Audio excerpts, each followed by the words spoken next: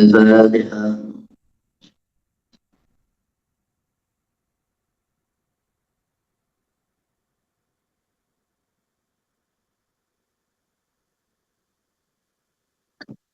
بسم الله نحمده ونصلي ونسلم على رسول الكريم. سبحانك لا علم لنا إلا ما علمتنا إنك أنت العليم الحكيم. بسم الله الرحمن الرحيم. قال ابن حجر ولا يحرم نظر مثالها في nabi mir'atin. Tidak haram memandang bayangan wanita yang ada dalam semisal cermin. Kama tabiwan wahidin, sebagaimana difatwakan tidak hanya satu ulama, maksudnya ada beberapa orang. Wa yu'ayyidu qauluhum, menguatkan fatwa Ibnu Hajar, qauluhum pernyataan menguatkan ini itau dari wahidin, pernyataan ashab law alaqa talaqa bi ru'yatiha lam yahnaz bi ru'yati khayaliha bi nabi beratin. Seandainya seorang suami menggantungkan tolak dengan melihat istrinya atau melihat wanita, kalau sampai saya melihat dia, maka kamu cerai. Saya lihat si fulanah, kamu cerai. Maka dia tidak melanggar takleknya, maksudnya tidak jatuh tolak ketika melihat bayangan imro'ah di semisal cermin, li'annahu lam yaraha, karena dia tidak melihat orangnya. Lakin mahalu dzalik kama huwa tayyiruniku haitsu lam yahsabinatan wala syawatan. Jadi maksudnya ini satu perkara yang harus diperhatikan. Satu perkara yang harus diperhatikan yaitu apa? Pernyataan Syekh Ibnu Hajar, juga pernyataan beberapa ulama yang lain. Tidak haram melihat wanita di HP, di cermin. Ini diqayyidi, dikasih syarat, mahallu dzalik, tempatnya maksudnya ini penempatan fatwa di atas sebagaimana yang difahami kama huwa dhahir, sebagaimana yang kita pahami adalah ketika seseorang tidak khawatir timbulnya fitnah atau syahwat. Lah fitnah itu apa? Fitnah itu segala sesuatu yang mengarahkan kepada perzinahan. Jadi kalau melihat gambar ini menjadikan orang itu terus tidak bisa menjaga diri daripada apa saja yang mengarah kepada zina, ya jelas itu haram. Syahwat, melihat gambar, timbul syahwat. Syahwat kepada siapa? Ya syahwat kepada gambar itu. Ini juga tidak boleh.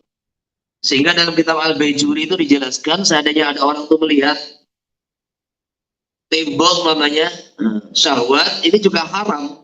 Lihat kambing syahwat juga haram. Maka lihat gambar itu timbul syahwat, iltidzat, merasakan satu kenikmatan, ini haram ini pun. Ya, ini yang terkadang penjelasan di syarah semacam ini yang tidak dipahami oleh orang-orang yang hanya membaca Fathul Mu'in, sehingga dipukul rata. Ya zaman sekarang namanya itu, wes melihat apa di medsos tuh bebas. Lah ngapain mau cuma gambar kok, tidak lihat orang. Itu loh lihat Fathul Mu'in. Maka ini namanya orang tidak lengkap di dalam membaca teks-teks yang ada dalam kitab fikih, juga tidak lengkap di dalam membaca kaidah-kaidah fikih maupun kaidah usul fikih. Wala yahilu nadhar ila unukil khurrati wa rasiyaqatan. Tidak halal melihat leher wanita merdeka dan kepalanya tanpa khilaf, bila khilaf. Jadi yang diperselisihkan itu adalah melihat muka dan telapak tangan, ada pemilihan lehernya, kepalanya, rambutnya, maksudnya begitu. Ini haram tanpa ada khilaf wala sawjil nadur ila saghirati la tustaha ila farja. Bagaimana hukum melihat anak kecil yang belum menimbulkan syahwat? Ini ada khilaf.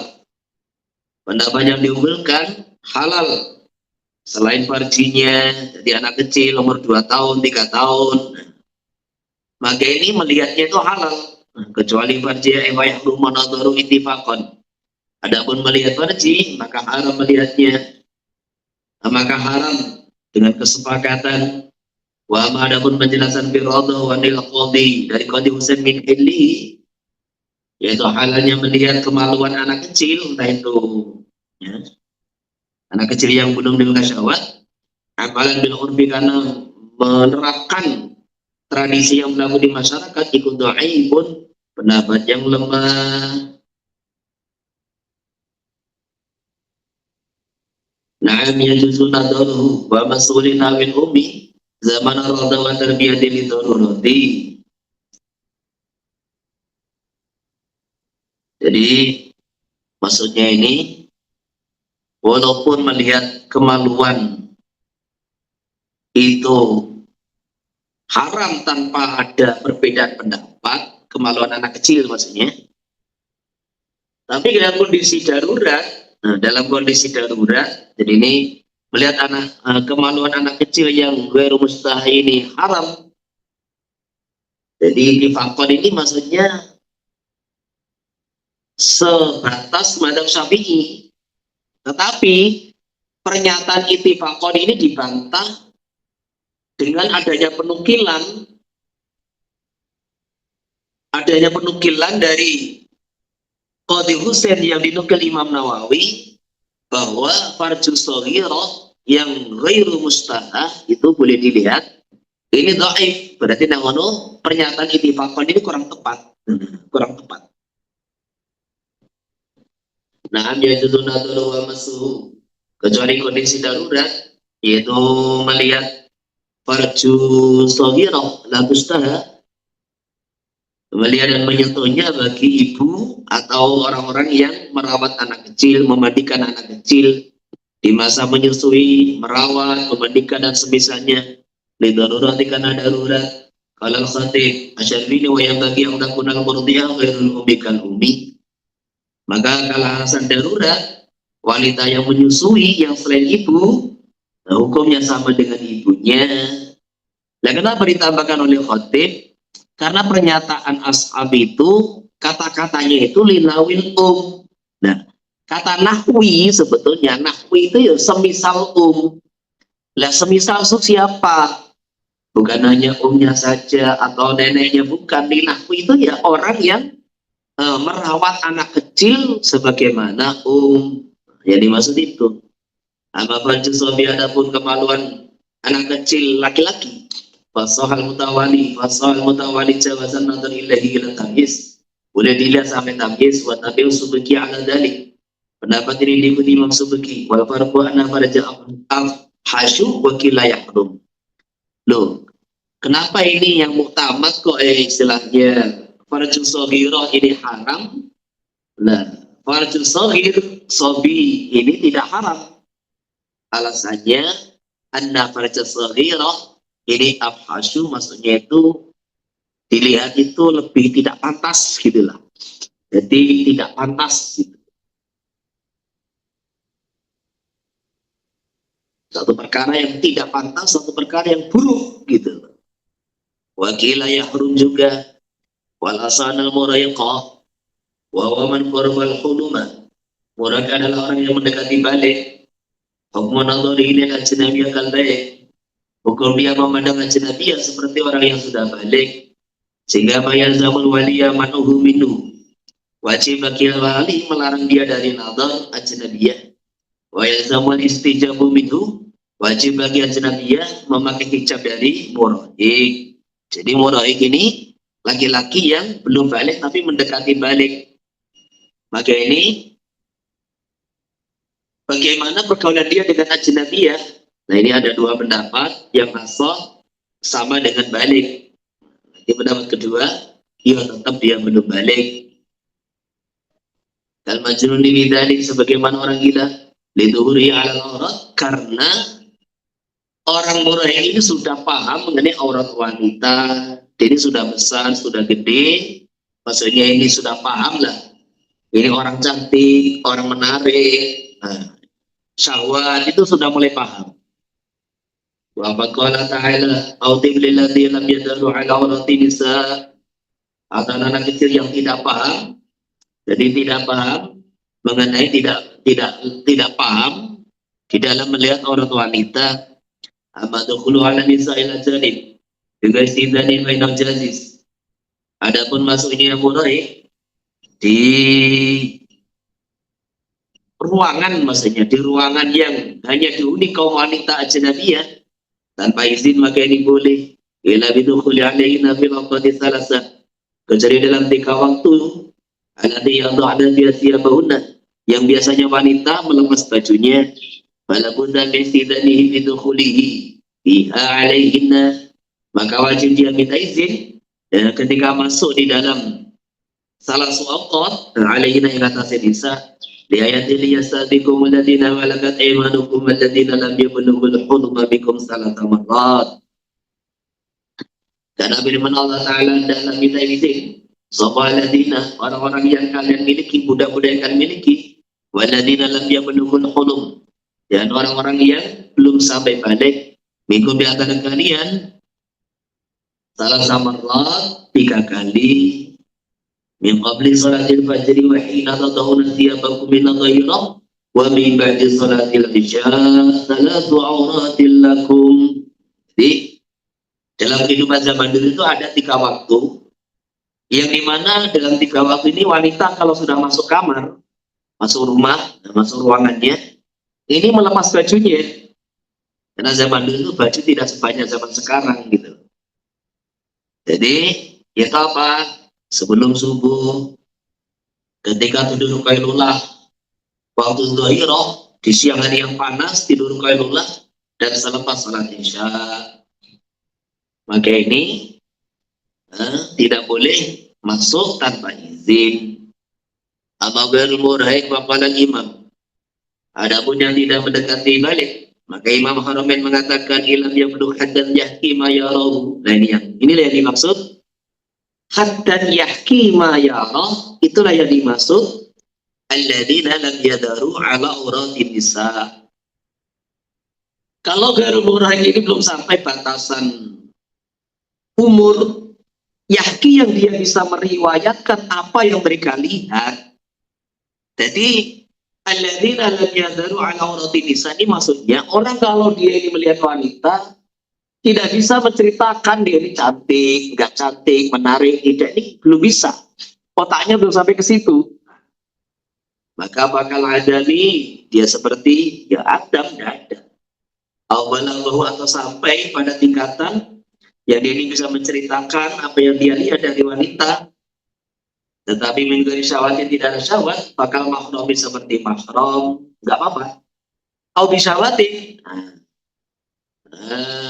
kalau melihat disertai syahwat bakal balik, maka seperti orang balik. Walaysa minal aurati sautul mar'ati. Jadi ini penting di dalam pergaulan di rumah. Ini ada waktu-waktu tertentu di mana anak laki-laki ini nggak sembarangan boleh masuk kamar gitu. Termasuk anak kita sendiri, Jadi punya anak ini kalau sudah umur 7 tahun, umur 7 tahun diperintah sholat, itu di juz 1, diperintah sholat, kemudian kamarnya, tempat tidurnya juga disendirikan, terus antara laki-laki perempuan juga disendirikan. Jadi antara saudara kalau sudah 7 tahun, pagi ini dilatih sholat, dilatih puasa, dilatih pakai hijab, pakai jilbab lah minimal. Kemudian tempat tidurnya juga dipisah dengan orang tua, juga dipisah antara saudara laki-laki dan perempuan. Ini satu aturan gitu. Pendidikan. Nah kalau dia mau masuk kamar ibunya harus izin, masuk kamar ayahnya harus izin, bukan serunda-serundu nggak jelas, nggak ada aturannya begitu. Ini antara anak apalagi orang lain. Walaysa minal aurati sautul mar'ati. Apakah suara wanita aurat? Bukan. Suara itu nggak bisa dilihat kok. Nah kalau didengarkan gimana?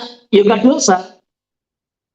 Di zaman baginda Nabi SAW, maka baginda Nabi juga mendengar ini suara wanita, aduan dari kaum wanita, pertanyaan dari kaum wanita.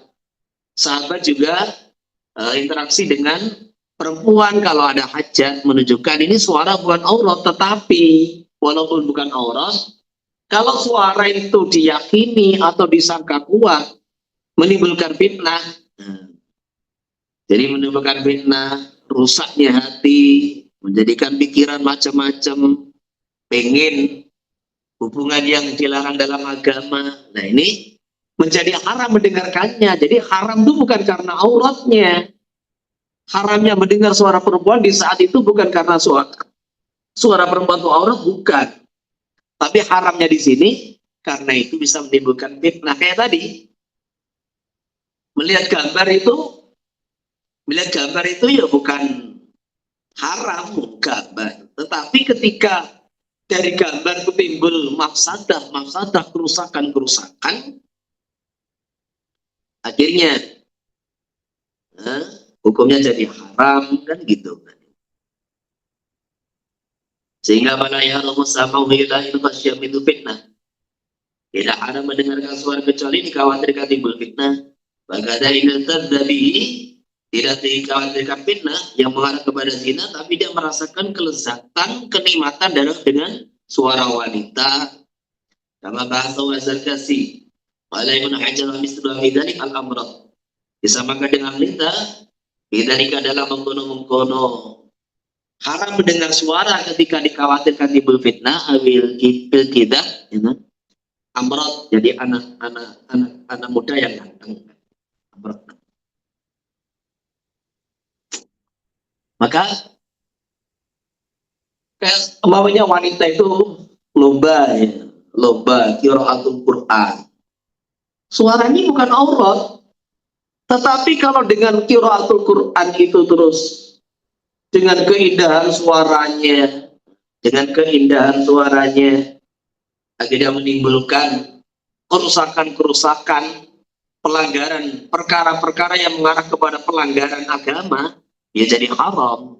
Di situ itu makanya di dalam Al-Qur'anul Karim, "Fala taghdhna bil qawli fayatama'al ladzi fi qalbihi marad." Jadi istri-istri Nabi khususnya dan juga wanita secara umum di zaman itu, kalau bicara dengan laki-laki itu jangan lemah lembut. Nah, gitu. Wanita ini kalau ngomong sama laki-laki tegas.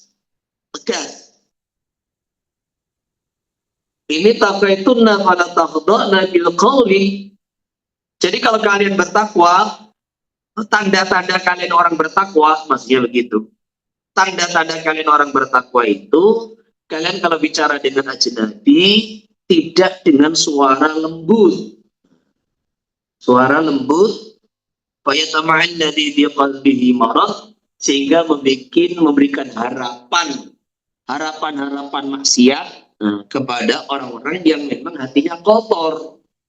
Bahasa sekarang tuh, wanita ini kalau terlalu lembut kepada ajnabi, nggak tegas ngomong A, B, C, nah, ngomongnya tuh tegas. Akhirnya terus si laki-laki tadi punya praduga jelek. Nah, jadi kayak yaitu GR kan gitu kan, GR. Jadi kayak dikasih harapan sama si wanita.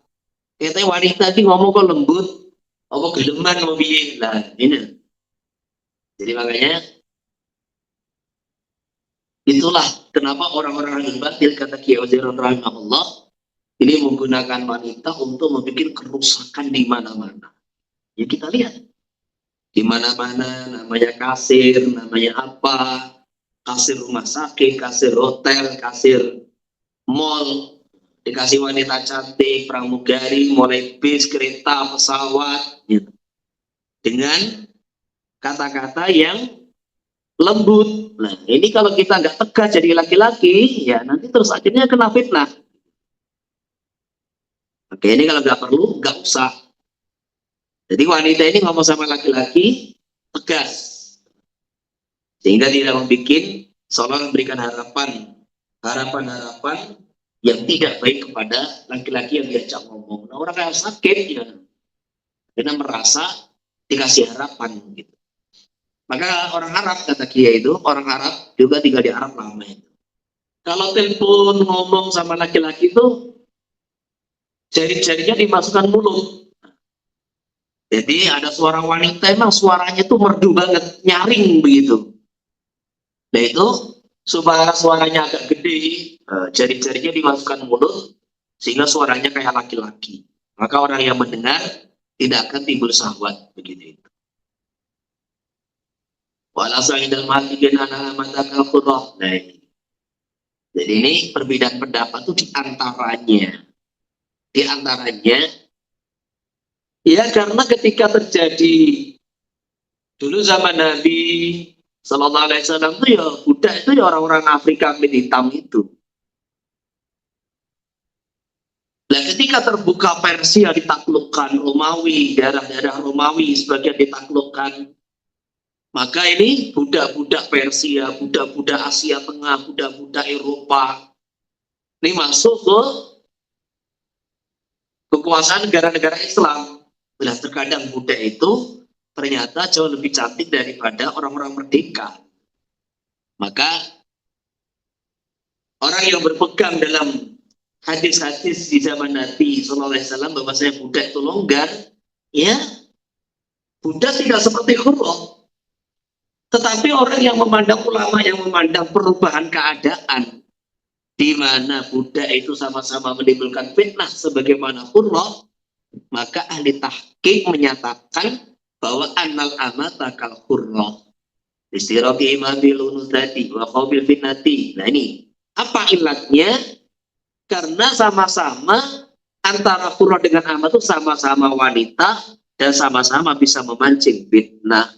Bal katsirun minal ima yafuqu aksarul harairi jamalan. Bahkan berapa banyak budak wanita ini mengalahkan orang-orang merdeka, kebanyakan wanita merdeka di dalam kecantikannya. Wa khawfuha fi hina azam. Maka khawatir kepada amat dan khawatir fitnah fi hina dalam amat itu adamu lebih besar. Wa madrubu maradana li amatin istataraka khurrati. Pernah suatu hari sama Sayyidina Umar, ada seorang wanita yang dia pakai niqab, budak pakai niqab. Maka dipukul oleh Sayyidina Umar. Loh, orang nutup orang kok dipukul? Nah, di zaman itu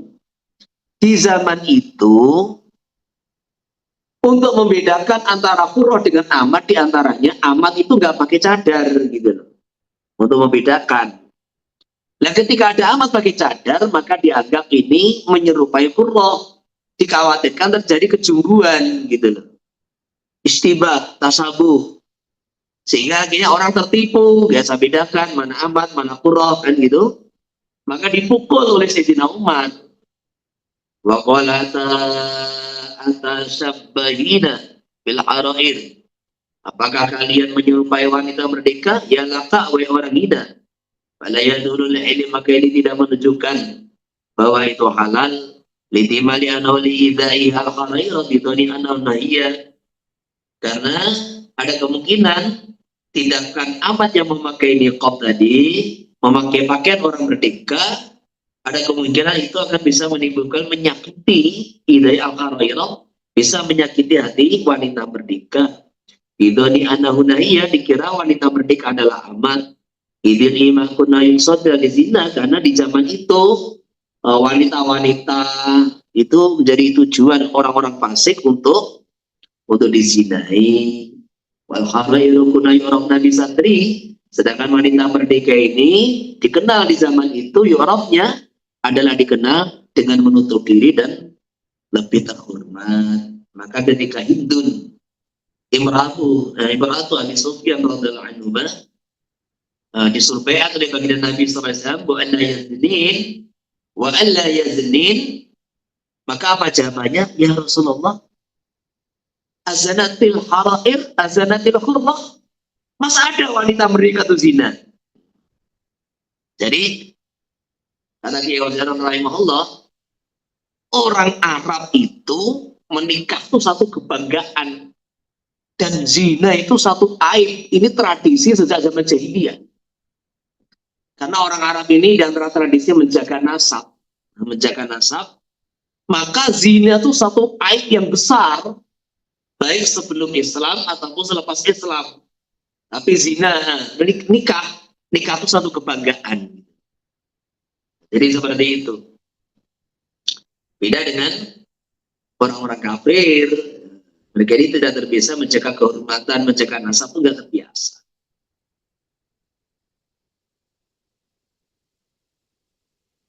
Jadi yang biasa berzina, maksudnya yang umum sering berzina atau berzina di zaman Nabi dan sahabat itu adalah wanita muda. Gitu. Jadi biasanya ya termasuk ada pelacuran di Madinah dulu di awal-awal baginda Nabi datang itu kan budak-budak itu diperalat oleh tuannya, dipaksa untuk melacur kan. Kawal mutamadu yahrumu 'alal mar'ati ta'amudan atau disyain min badani rajulin, sudah itu tadi. Hukum laki-laki memandang wanita sudah selesai dibahas. Sekarang bagaimana hukum wanita memandang laki-laki? Maka pendapat yang utama, haram bagi wanita mau sengaja memandang bagian dari tubuhnya laki-laki ajnabi yang bukan mahram aidan ala tafsiri matan, karena sesuai perincian di atas. Khilafah lil hawi ar-rabi'i, berbeda dengan pendapatnya Imam Mawardi dalam kitab Al-Hawil Kabir dan Ar-Rafi'i yang menyatakan selama tidak timbul fitnah, maka wanita pandang laki-laki itu gak haram selama tidak timbul fitnah. Nah, fitnah itu apa saja? Ya menikmati kegantengannya, ketampanannya. Fitnah itu apa saja? Akhirnya terus pengen selingkuh. Nah, di antaranya terus akhirnya apa? Karena suka nonton laki-laki lain, akhirnya gak tertarik dengan suaminya. Namanya fitnah. Jadi selama tidak ada fitnah, ini pendapat Imam Rafi'i, Al-Hawi, itu tidak haram. Nah, dasarnya apa? Karena dasarnya mulai zaman Nabi, zaman sahabat, nggak ada laki-laki pakai cadar, tuh nggak ada. Maka selama tidak menimbulkan fitnah, menimbulkan kerusakan, yo nggak bisa diharamkan. Tetapi ini kalau yang dhaif. Karena apa? Nas Quran sebagaimana ayat yang mau ditulis di bawah itu. Jadi wadhalika te mengkono dalil keharaman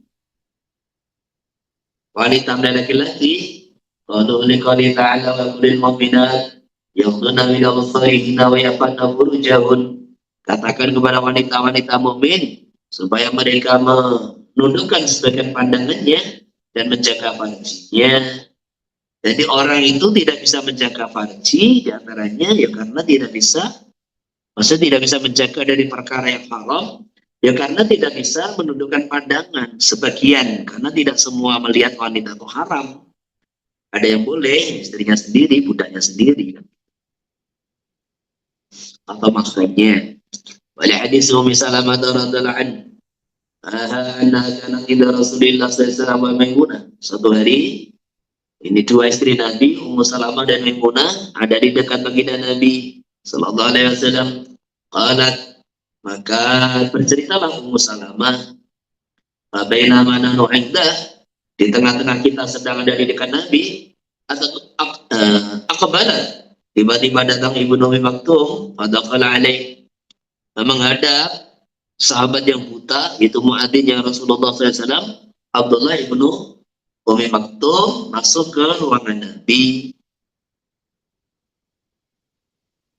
Minta izin, diizinkan masuk.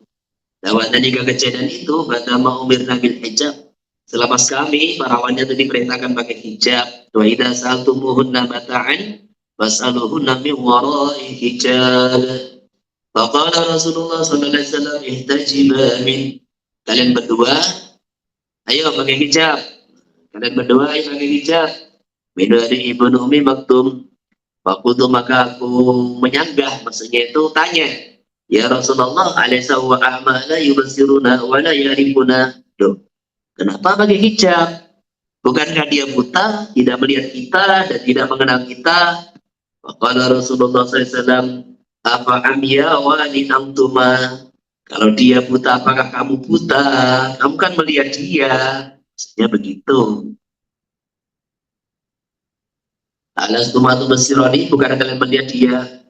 Wa mudawan Tirmidzi wa qala Tirmidzi hadza haditsun hasanun sahih. Jadi hadis ini hadis sahih, sahih nas bahwasanya wanita wajib berhijab bukan hanya karena supaya dia laki-laki, tapi juga wajib menundukkan pandangan dari laki-laki. Walil 'abdi al-'adli an-nadhur ila sayyidatihi. Terus bagaimana hukuman budak melihat tuan putri yang memilikinya? Itu bukan majikan ini majikan kayak bukan buruh dengan majikan, bukan, ini malikah, malikah. Jadi pemilik budak laki-laki boleh melihat sayyidah tuan putri perempuannya.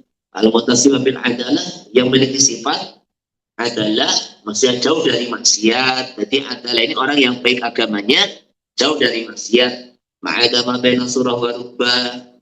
Jadi mama dia melihat tuan putrinya nggak pakai kerudung boleh, tapi syaratnya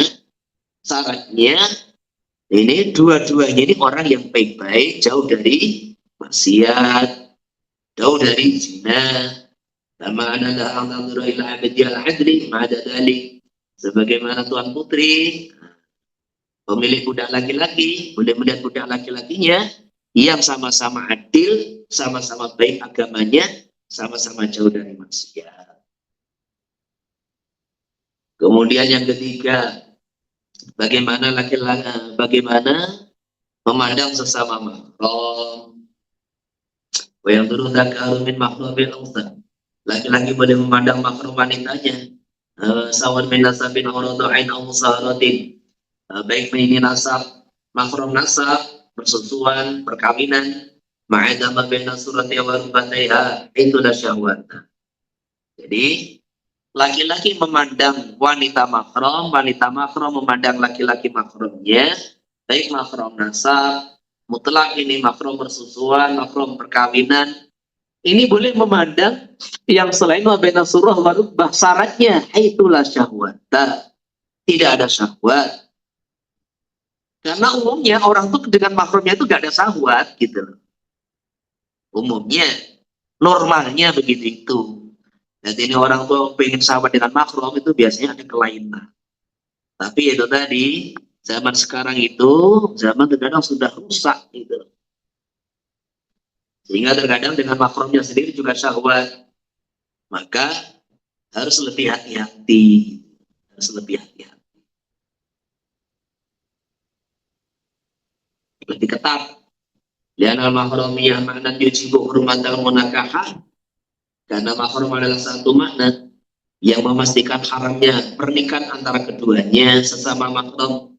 Bahkan akan rajulani wal mar'atain. Jadi ketika orang itu dilarang saling menikah, berarti ya syahwat itu hilang gitu loh. Orang yang normal ketika dia bertemu adiknya, pamannya, keponakannya, ini adalah orang yang tidak mungkin saya nikahi. Maka ketika mindsetnya semacam itu, keinginan untuk syahwat ke arah situ tuh tidak ada. Biasanya seperti itu. Sebagaimana laki-laki ketemu laki-laki nggak mungkin menikah, wanita ketemu wanita nggak mungkin menikah. Maka orang yang normal tidak akan punya pemikiran semacam itu. Tapi faktanya zaman sekarang, berapa banyak orang itu terkadang selingkuh dengan, ya naudzubillah, dengan mahramnya terkadang. Ada beberapa kejadian. Nah, maka disitulah, ini urusan hijab ini ya dilonggarkan, tapi juga diawasi begitu. Dilonggarkan sama mahram itu, tapi juga diawasi. Ini mahram lah ya, makanya kayak ipar itu kan bukan mahram. Jadi ipar itu bukan mahram, jadi kalau tinggal ya usahakan itu dalam satu rumah itu sendiri-sendiri, marofiknya, fasilitasnya itu sendiri-sendiri. Itu kalau hari-hari, kalau cuma kadang sehari 2 hari sesekali ziarah orang tua itu nggak terlalu masalah. Tapi kalau orang tuh 24 jam hari-hari, kemudian kita tinggal dengan ipar dalam satu rumah, dapurnya satu, toiletnya satu, itu nanti lama-kelamaan akan jadi masalah. Dan itu sudah terbukti. Jadi makanya apa itu namanya, kalau itu sudah rumah tangga, ya usahakan rumah sendiri gitu. Orang itu sudah rumah tangga, ya usahakan misah dari orang tua walaupun dengan cara menyewa atau mengontrak, nggak masalah, itu lebih baik. Wakilain namanya hilma yang tubina bil minati, faqad yang halal dilihat oleh mahram adalah bagian tubuh yang tampak ketika bekerja saja, yaitu li anna ghayra la darata ila nadhar ilaih, karena selain perkara yang tampak ketika saat bekerja itu tidak ada darurat untuk melihatnya. Wal murad bidzalik, yang dimaksud ma yabdu adalah wajah, al wajhu war ra'su, di muka, kepala, al unuqul leher, wa yadu ilal mirfaq, mulai ujung tangan sampai siku-siku, warni jelu ila rukbah, mulai telapak kaki sampai betis, sampai lutut. Ini gak haram. Walaupun ini dhaif minatul mazhab, tetapi justru inilah yang paling tepat untuk diterapkan zaman sekarang. Jadi kalau orang itu pakai pendapat mutamat, itu ya istilahnya kayak bahasanya terlalu vulgar, itu malah akhirnya timbul banyak fitnah. Dan yang perlu diperhatikan, walaupun bil makrami bainal kafiri wa ghairihi. Jadi tidak ada perbedaan dalam masalah hubungan sesama makram ini, baik dia ini sesama muslim atau dia kafir. Jadi ada orang tuanya masih kafir, saudaranya masih non, dia masuk Islam sendirian, ya tetap dia mahram, ya tetap dia mahram. Tetapi itu tadi yang direkomendasikan orang-orang tua kita sesama mahram itu pendapat yang kil itu tadi, ma yafadu minha indal mihnah. Nah, minggal kafiru min qaumin yatakiduna hilal maharim. Kecuali kalau saudara kafir, kerabat kafir adalah kaum yang meyakini halalnya menikahi maharim, kalau majusi seperti penganut agama majus. Imtana nadrulahu wa nadru ilaiha. Tidak boleh si wanita memandang laki-laki mahramnya, tidak boleh laki-laki lagi memandang wanita mahramnya. Dan apa alaihi azhar kasyi. Wa nadruha ila mahrami wa muhkamsi. Wanita memandang laki-laki mahramnya sama seperti laki-laki memandang wanita mahramnya. Badang dulu minum bila syahwah ma'adama baina surah wa rubah. Pendapat pertama, dia boleh melihat saranya tidak ada syahwat selain antara lutut dan pusarnya. Wakilah pendapat kedua, boleh ma yabdu minhu bil mihnati faqat, bagian yang sama ketika bekerja saja. Wa yahilu nadharu ila rajulin, ala laki-laki memandang laki-laki indah minati babina syawatin. Jadi laki-laki sesama laki-laki, wanita sama wanita boleh saja, tidak ada benah dan tidak ada syahwat. Bila mabena surah wa kecuali bagian antara pusar dan lutut. Bayarum munaduru mutlaqan ila na'aradun, maka sesama laki-laki tidak boleh melihat antara pusar dan lutut. Sama wanita juga begitu, karena itu aurat. Wal maratu ma'amratin kalau zulin ma'arajulin. Wanita dengan wanita sama dengan laki-laki dengan laki-laki. Wa yajuzu li rajulin tanquba fi rajulin bisati halin wa adifinatin.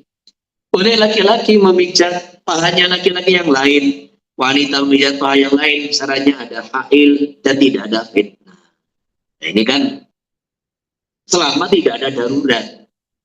Jadi kita ini datang ke tempat pijat, selama pijat itu bisa, jadi ada metode gini ya. Di dalam pijat itu kan pijat itu salah satu bentuk pengobatan. Nah, pijat itu ada yang orang itu tidak perlu buka baju gitu loh. Kayak pijat apa itu namanya? Akupresur itu kan satu bentuk pijat yang diprioritaskan adalah pijat telapak kaki gitu. Sudah. Sehingga tidak sampai itu pijat buka paha, buka baju itu nggak perlu. Karena ini salah satu teknik metode pengobatan yang fokusnya kepada telapak kaki gitu. Kayak refleksi atau apa itu. Tapi beda lah, itu beda.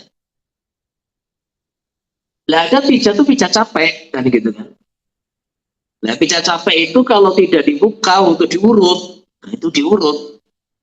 Jadi kalau nggak dibuka itu terkadang nggak maksimal gitu. Jadi berobatnya itu nggak maksimal.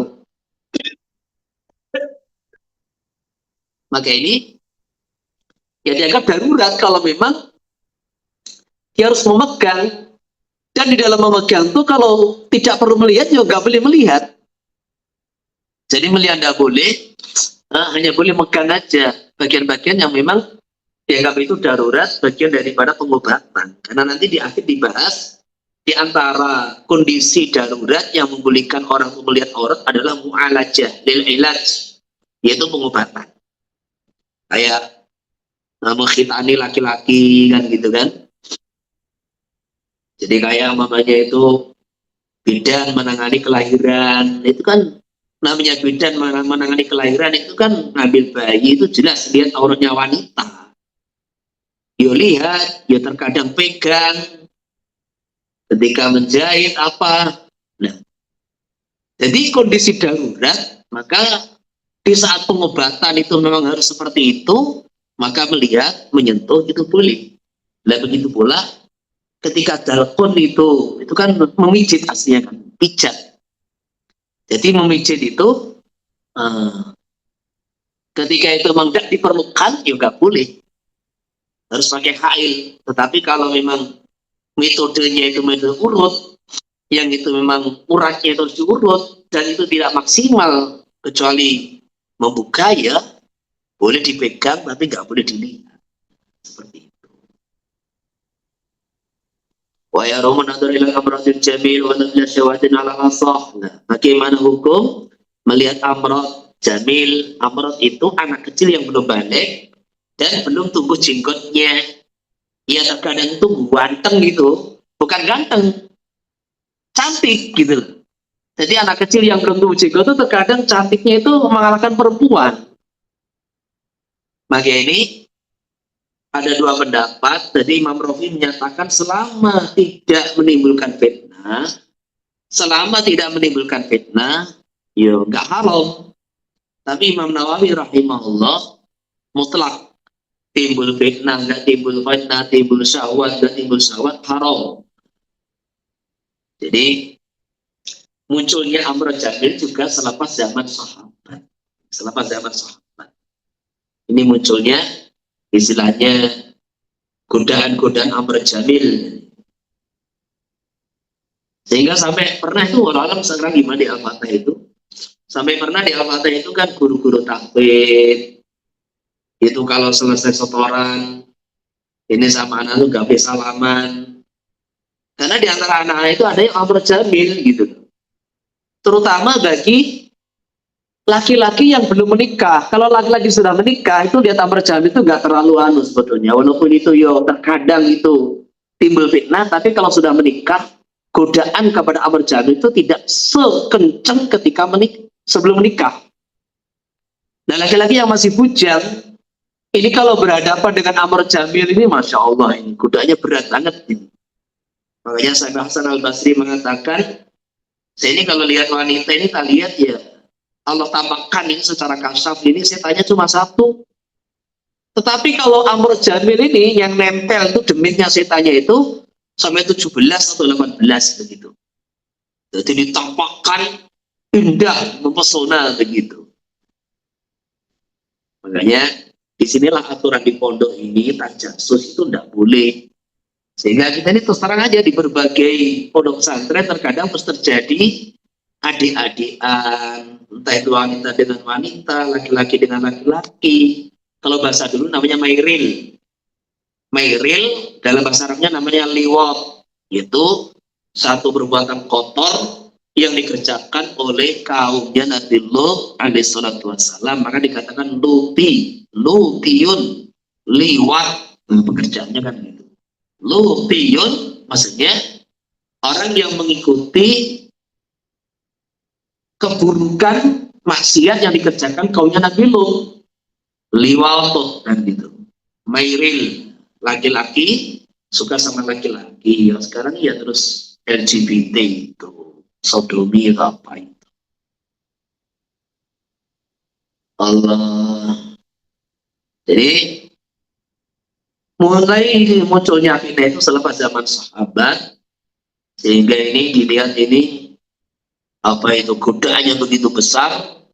Maka walaupun Imam Rafi'i itu memberikan perincian atau qayyid bahwa selama tidak menimbulkan fitnah, ilmidat itu halal, haram kalau menimbulkan fitnah, tetap Imam Nawawi melihat dari segi dalil, dari segi mafsadah, terus apa itu makalah-makalah daripada ashab Syafi'i, maka yang lebih rajih al-asah adalah haram secara mutlak. Ya, Madinatul fitnah, karena melihat Amr Jamil adalah tempat praduga timbulnya fitnah, yaitu perbuatan LGBT itu, bahwa menggoda Amr Jamil kalmat hati ila malir rafi'i di takidi al-hurmah dikawin nadhari bisyahwatin. Jadi kalau melihatnya disertai syahwat, wa kullu maharuma nadharuhu, makanya kita di pondok ini nggak boleh tajasus, nggak boleh cari-cari kesalahan orang, gimana? Aturannya diperketat gitu. Jadi kalau di kelas yang diajar tuh anak-anak kecil, kalau dilihat itu ada orang-orang yang ganteng atau apa, udah pokoknya tidur ditertibkan, tidurnya tidak boleh terlalu dekat, jaga jarak. Kemudian begitu pula kalau salaman itu sunnah gitu loh. Tapi kalau kira-kira salaman itu malah menimbulkan sabda, ya dihindari. Bahkan amrod itu dilihat itu haram, apalagi salaman tambah haram. Gitu.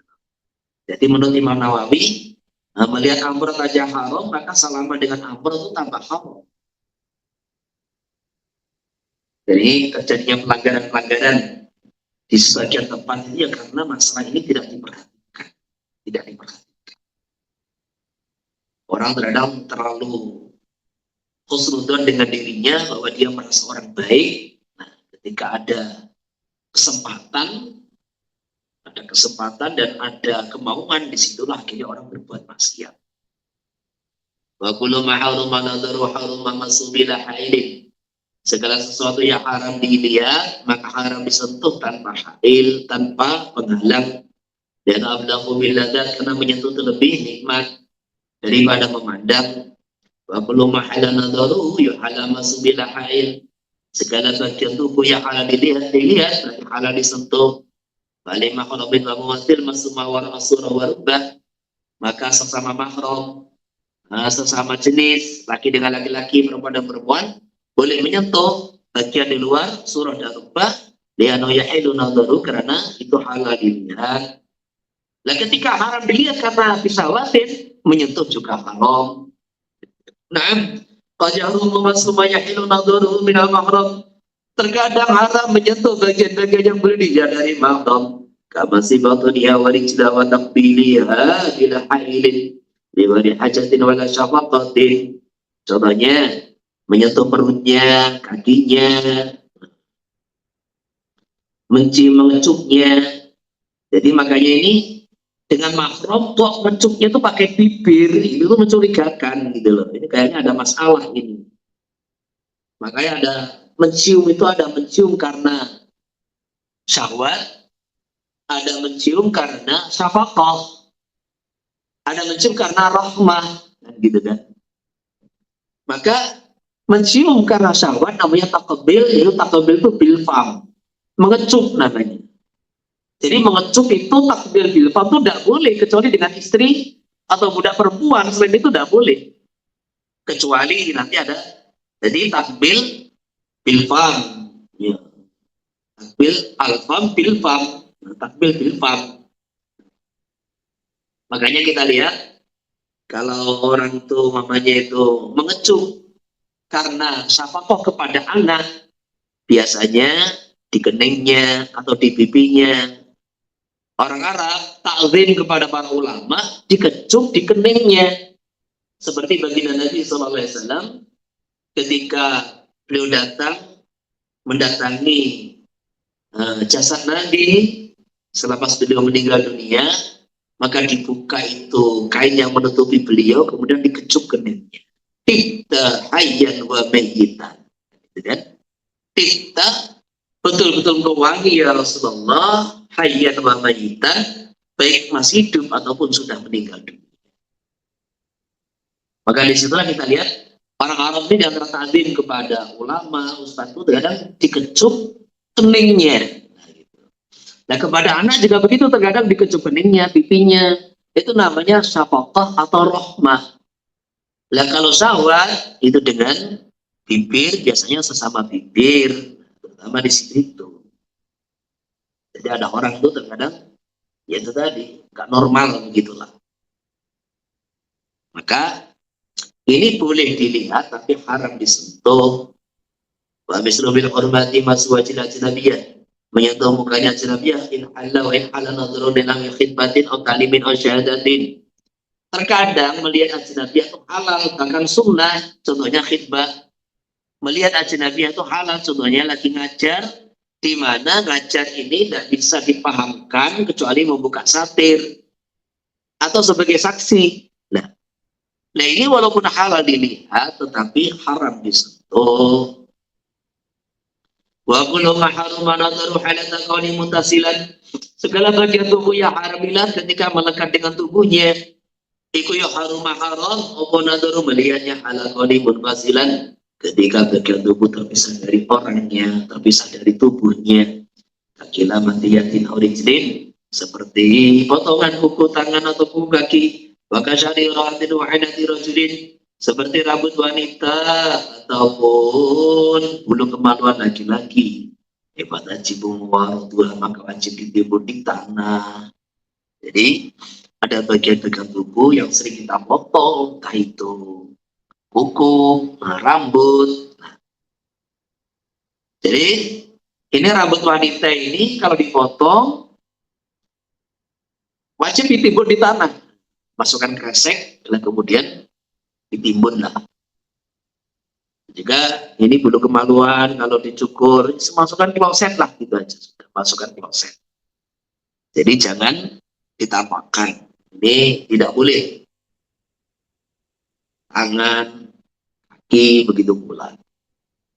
Wala sadari munadhari kafiratin ila muslimatin, bagaimana hukum wanita kafir entah dini atau beria memandang wanita muslimah. Ini ada khilafiyah yang diunggulkan oleh Imam Nawawi. Batas tajibul muslimah tu anda wujuban, maka wanita muslimah wajib berhijab dari kafirah liqali ta'ala au nisaihinna la junaha alaihinna bi abaihinna wala abnaihinna wala ikhwanihin. Terus au nisaihin, jadi nisa itu artinya sesama muslimah. Walau jazalah nadharu lam yabqa tasisi faidah. Kalau seandainya boleh bagi kafirah memandang muslimah, maka tidak ada faidah di dalam taksis kata-kata nisa'ihinna. Wasanu waro, ada riwayat dari Umar radhiyallahu anhu manal kitabiyah tukhul al-hamam al-muslimat. Beliau melarang wanita-wanita ahlul kitab masuk pemandian umum bersama wanita muslimah.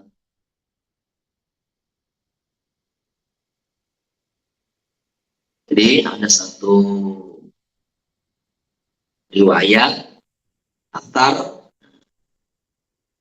bahasanya di zaman Sayyidina Umar, wanita-wanita ahlul kitab tidak boleh bareng masuk pemandian umum air panas bersama wanita muslimah. Jadi hammam itu sampai sekarang kalau orang tuh ke Maroko itu masih ada peninggalan-peninggalan kuno dan masih berlaku sampai sekarang, yaitu pemandian umum air panas hangat gitu. Dan itu kan umum, semua orang masuk, maka ya ruangan laki-laki khusus laki-laki, perempuan khusus perempuan. Dan di situ nggak boleh wanita kafilah masuk bersama wanita muslimah. Walianna rubama tahiyya lil kafir. Terkadang dia menceritakan kecantikan muslimah kepada laki-laki kafir. Tapi boleh bagi kafirah melihat dari muslimah bagian tubuh yang tampak di saat bekerja. Bagada akibatun an fasikotin bin alis hakin kazina au kiyadah. Di apa itu namanya? Wanita yang jauh dari maksiat, tapi jauh dari perselingkuhan, dari perzinahan, juga harus menjaga diri dari wanita yang suka selingkuh, pelacur, wanita yang pergaulan bebas, ini harus dijaga diri. Wanita yang baik-baik, jangan bergaul dengan wanita yang pergaulannya bebas.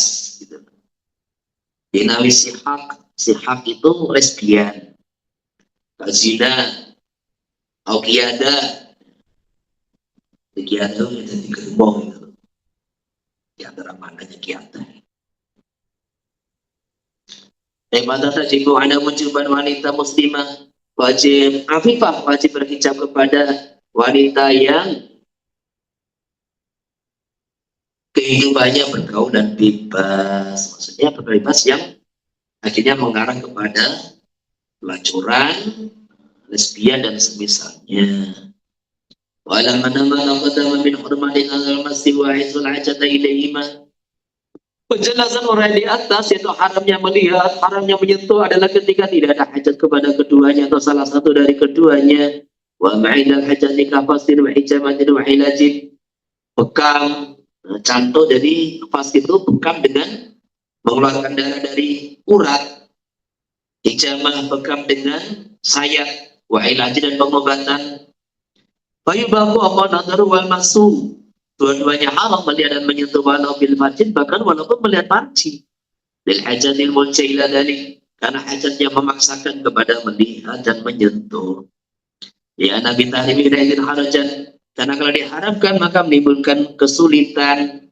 Rajuli mutawatul marati waksu, maka laki-laki boleh mengobati perempuan, perempuan boleh mengobati laki-laki. Laki bihadrati manil khalwah harus dihadiri orang lain, maksudnya orang lain yang menjadikan keduanya terhalang dari khalwah. Khalwah itu apa? Khalwah itu sendirian. La yakhluwanna rajulun bimra'atin illa wasalithu masyaitan. Tidak ada laki-laki perempuan sendirian dalam satu ruangan, satu tempat, kecuali yang ketiga adalah syaitan. Maksudnya tidak ada seorang laki-laki sendirian dengan perempuan tanpa hubungan nikah atau milkul yamin, kecuali yang ketiga adalah syaitan. Jadi kalau laki-laki mengobati wanita harus dikawal, didampingi gitu loh. Karena berapa banyak tuh dokter ternyata cabul, tabib ternyata cabul, alasannya mengobati ternyata dukun cabul. Jadi makanya harus didampingi, diawasi, nggak boleh dibiarkan sendirian dalam satu ruangan, apalagi ditutup, tambah parah. Kamar seperti adanya mahram bagi si wanita atau suaminya, imra'atin sikot itu didampingi wanita yang dipercaya. Dari khalwati rajul imra'atain sikataini yahtasyihuma, karena halalnya satu laki-laki sendirian dengan dua perempuan. Sikotain yang keduanya bisa dipercaya di dalam agamanya, yahtasyimuhuma yang segan sapa laki-laki imra'atain. Jadi bagaimana kalau laki-laki dengan dua perempuan? Apakah khalwah? Dilihat dulu. Karena banyak juga ini perselingkuhan satu laki-laki dua perempuan. Makanya kalau imra'atain ini orang yang baik agamanya, dua perempuan ini bisa dipercaya dan disegani oleh si laki-laki, maka keberadaan tiga orang itu tidak dianggap khalwah. Tapi kalau si laki-laki tidak ada segan dengan kedua wanita, itu tidak boleh. Tidak boleh.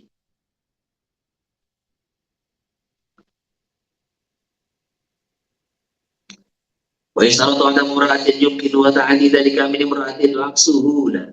Jadi Di antara yang menghalalkan melihat dan melihat dan menyentuh adalah pengobatan. Tapi ini tidak mutlak.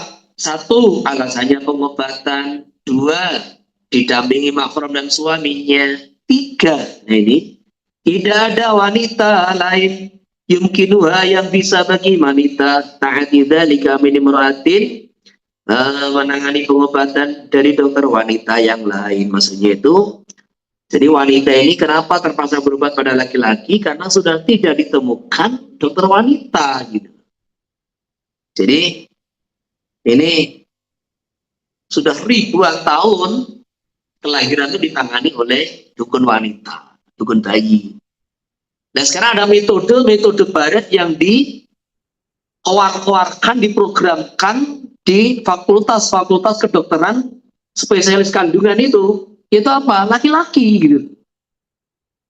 Jadi manusia ini sudah ribuan tahun itu kelahiran ditangani perempuan. Nah sekarang ini orang-orang alul batil ingin merusak itu umat Islam itu apa? Urusan kandungan. Nah kok ditangani dokter laki-laki, gitu kan? Ya awalnya ini dikebiri dulu ini para dukun-dukun bayi ini dikebiri dulu. Tidak boleh menangani lah, harus pakai dokter lah.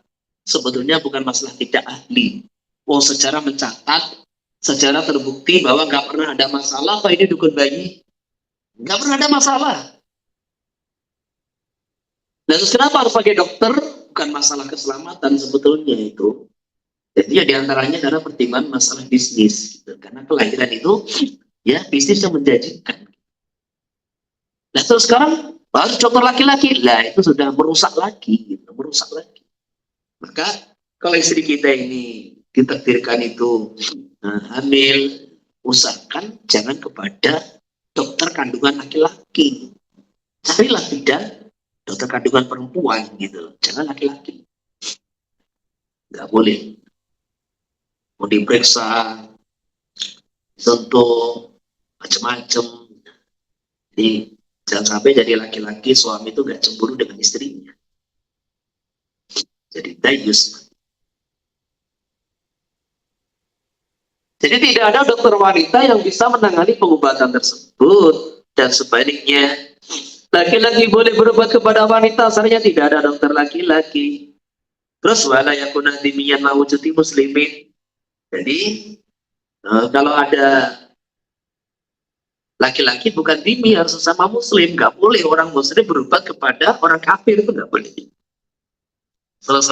Selama masih ada dokter muslim. Wala takuna kafiratan ajnabiyatan mawjudi muslimatin. Jadi kalau wanitanya muslimah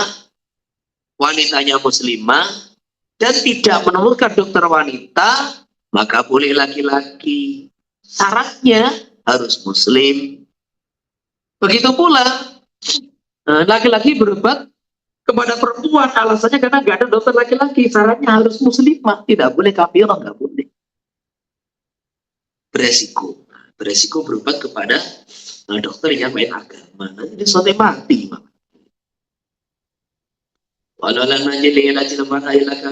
Kecuali umpamanya ini ada dua ta'arud. Bagaimana survei antara laki-laki pasiennya wanita, tapi ada dua pilihan. Dokter wanita kafirah sama laki-laki dokter muslim. Ini kira-kira yang dianjurkan yang mana ini? Sama-sama aneh masalah ini.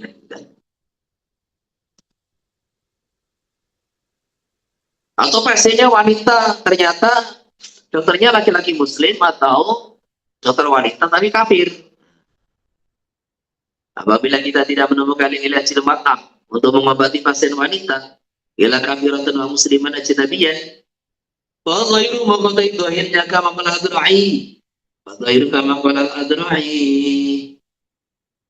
Iku anal kafirah tuqaddamu alaihi. Ini lebih memprioritaskan apa itu dokter yang kafirah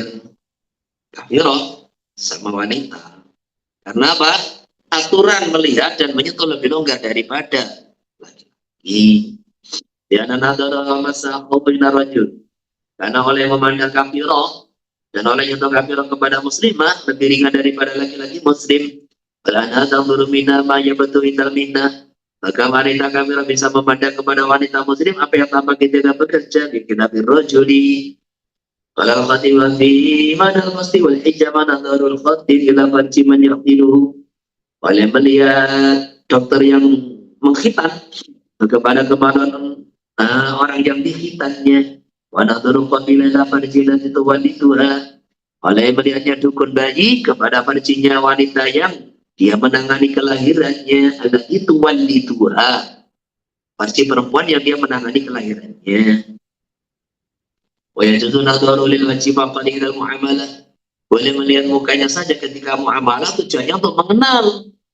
Lah mengenal itu maksudnya apa? Supaya nanti kalau mau membatalkan jual beli itu bisa gitu. Tambahin asyirin wa ghairima. Bila syawatin wa lakhafi fitnah saja. Tidak ada syawat, tidak ada fitnah. Jadi zaman dulu itu kalau mau iqalah, mau fasah, mau khiyar, kan harus mengenal siapa ini yang transaksi dengan saya. Nah sekarang tidak. Kita di toko itu kalau mau menggambarkan barang cacat, syaratnya cuma satu, ada bukti transaksi, ada nota. Jadi walaupun tidak mengenal orangnya, yang penting ada nota akan diterima. Itu zaman sekarang. Sehingga melihat orangnya itu tidak harus. Nah ini masalah ini meraatin malam riba. Kalau dia itu membeli. Jadi kalau ba'an menjual ibta'a membeli seperti syarah menjual, istarah membeli. Wa syarahu bithamanin baksin darahima ma'dudah. Saudara Nabi Yusuf menjual. Jadi syarah dengan ba'a itu sama. Menjual. Baik ini ta'am ini berarti kalau dia membeli dari wanita walau dia dan sedangkan dia tidak mengenalinya. Nah, maka dia boleh melihat di wajah apa khasatan ilhaja ila marifat karena perlu mengenalnya. Dia tahu bahwa daraibun fil mabih fayaruddu alaiha. Alasannya terkadang muncul cacat pada mabih dan dia berhajat untuk mengembalikannya. Alaih atas imro'ah bayar non takdila marifati. Si wanita terkadang juga mengenal kepada perlu mengenal laki-laki. Dia tahu bahwa daraibun fil zaman fayaruddu ilaih. Karena tengah penjual wanita ini melihat cacat pada alat pembayaran, maka perlu mengembalikan kepada pembeli. Wajah sunnatul wajib waratnya yang tadinya wajib ta'allumuhu. Jadi kesimpulannya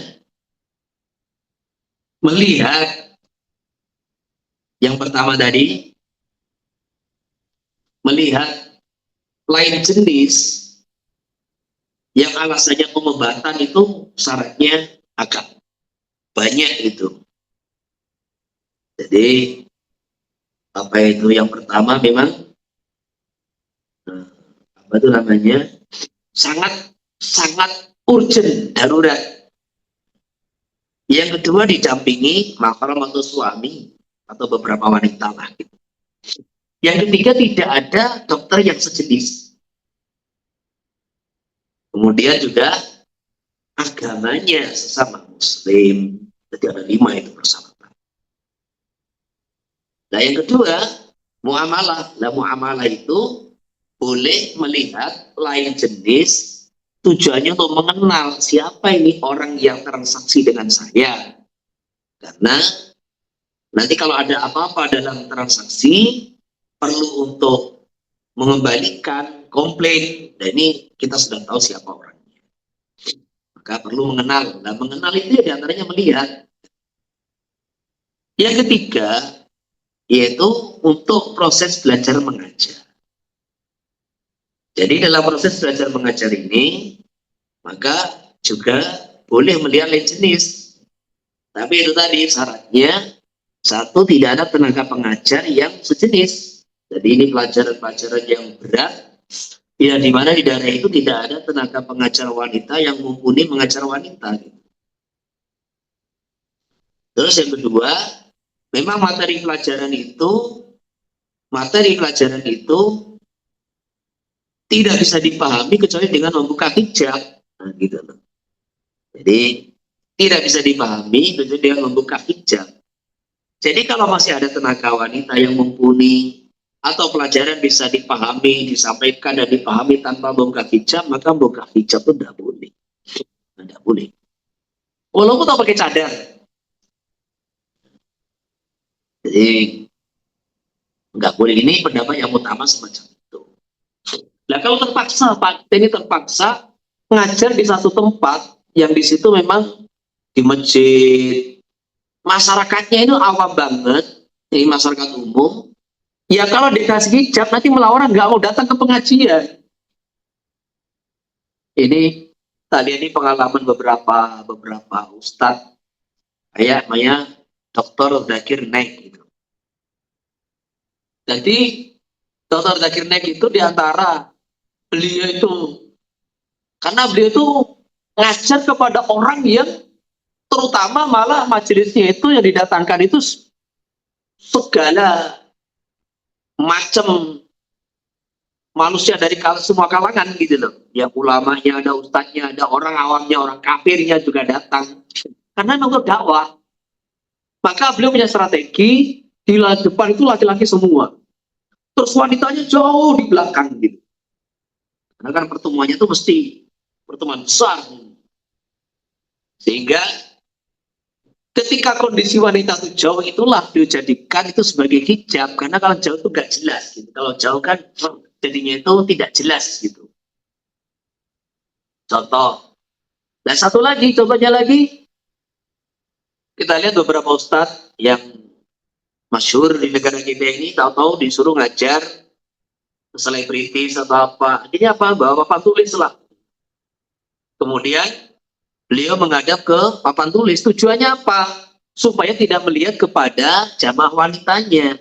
Maka fokus melihat kepada papan tulis. Nah, gitu. Jadi ketika ini masyarakat yang kita hadapi ini belum siap untuk pakai hijab, maka kita harus buat alasan. Buat strategi. Bagaimana saya tidak melihat kepada jamaah wanita yang di depan saya. Di antaranya bawa kitab lah, bawa laptop lah. Sehingga kita ngajar orang di depan kita ini mungkin 100 orang, 200 orang, 500 orang wanita. Maka kita nih kelihatannya menghadap, tapi sebetulnya fokus kepada kitab kita, baca di laptop. Sehingga kita ya tatap muka tapi tidak perlu melihat.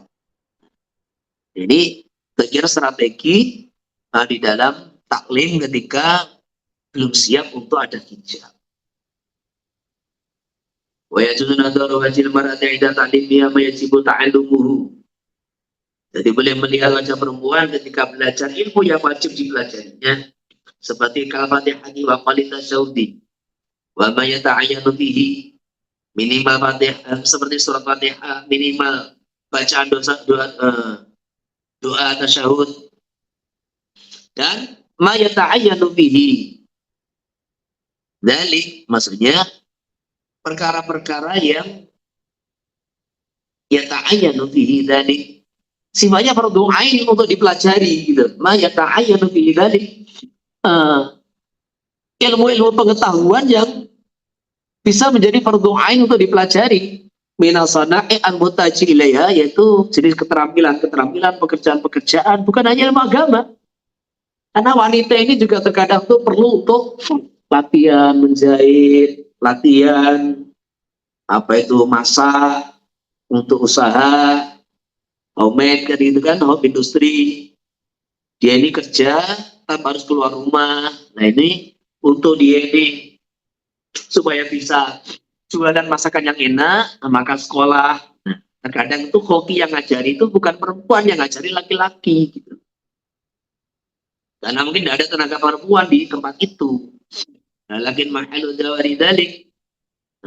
Bolehnya laki-laki mengajar wanita, melihat wanita alasan taklim, jika kita fakti jinsin atau mahrumin sholihin. Tidak ada yang sejenis atau mahrum yang soleh, yang layak. Soleh di sini layak gitu. Wa ta'adzurihi min wari hijab, dan suruhnya mengajar di balik hijab. Wa wujudi ma'ni khalwatin, dan ada perkara yang menghalangi khalwat. Ada mimma warafil ilaj, sebagaimana jadi mengambil alasan dari orang di atas masalah pengobatan. Ini mengobati harus tidak boleh khawat. Di dalam hal yang mengobati, lain jenis tidak boleh khawat. Wa ma yusaru ta'allubuhu. Adapun mengajari ilmu yang disunahkan dipelajari bahwa jadi ada dua pendapat. Wal utama dari Ibnu Hajar ala yajuzu nadharu wajhil mar'i ta'limihi. Tidak boleh laki-laki melihat wajah perempuan ketika mengajarkan ilmu-ilmu yang tidak wajib, yang sunnah. Faidarul khatib yajuzu. Boleh. Dan laki-laki.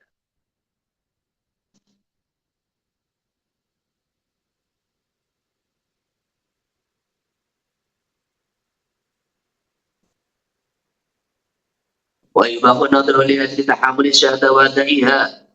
Boleh juga memandang lain jenis, alasannya menanggung persaksian dan ada menyampaikan persaksian di mahkamah.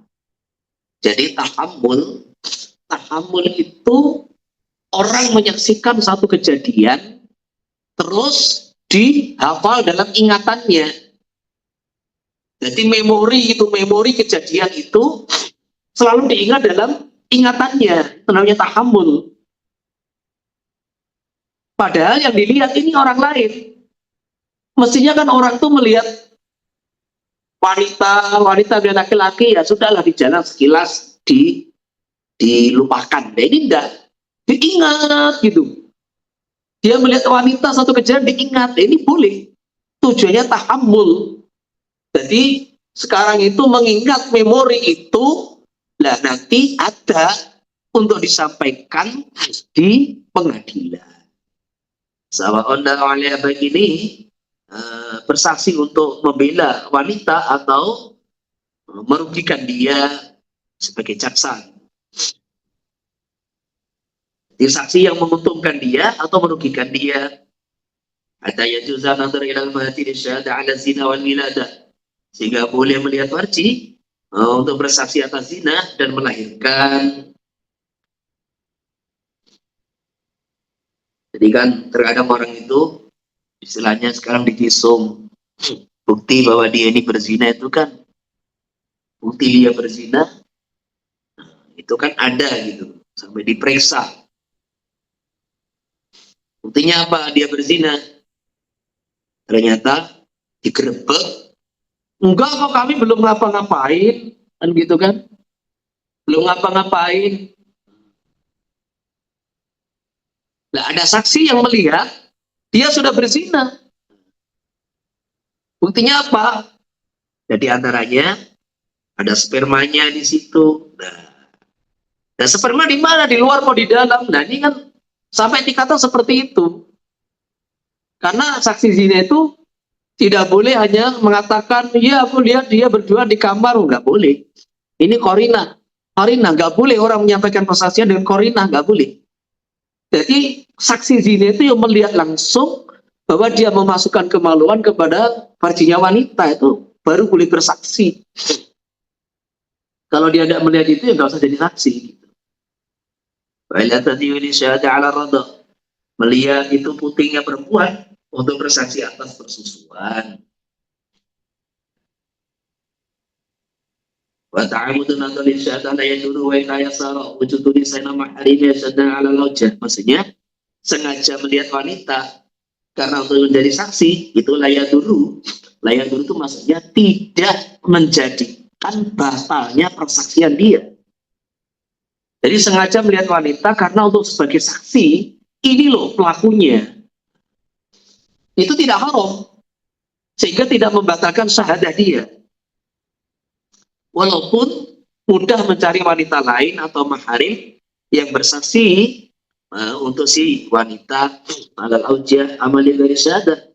Ada pun sengaja melihat itu tadi yang disebutkan di atas itu terus menerus mayufasaku, maka menjadikan dia hukumi fasik baru tasyahadatuhu dan bisa ditolak persaksiannya ilam tablih ta'atu ala maksihi, apabila kebaikan dia tidak mengalahkan keburukan dia. Jadi orang fasik itu apa? Orang yang sudah pernah terjerumus dalam dosa besar atau terus menerus dalam dosa kecil. Jadi ada orang itu terus menumpuk dosa kecil sampai tingkatan maksiatnya itu lebih banyak daripada taatnya. Itu kalau dosa kecil itu ada qayyid, yaitu apa? Taatnya tidak lebih banyak dari maksiatnya. Jadi kalau maksiatnya lebih banyak atau maksiat dengan taatnya sama, nah, maka itu orang yang istimrol dalam shaghair itu bisa tertolak saja.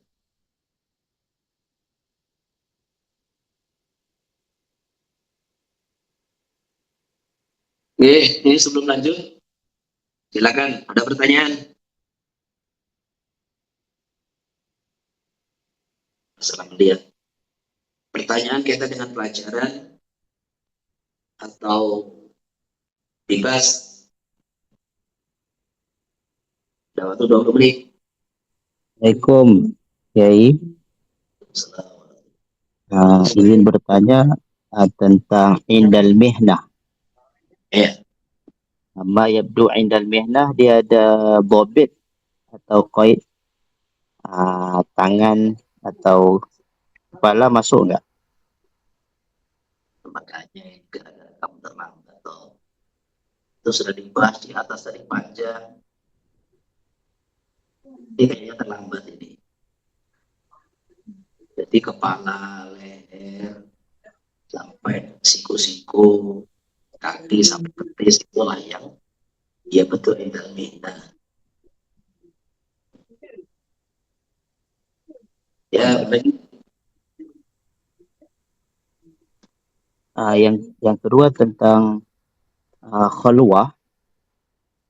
Khulwah ni dia ada batas nggak? Kalau contoh dalam satu ruangan atau di tempat yang terbuka, ada tak bobit-bobit kita yang ni khulwah? Orang itu di situ itu dianggap sendirian berduaan. Tidak ada orang lain yang disegani oleh keduanya.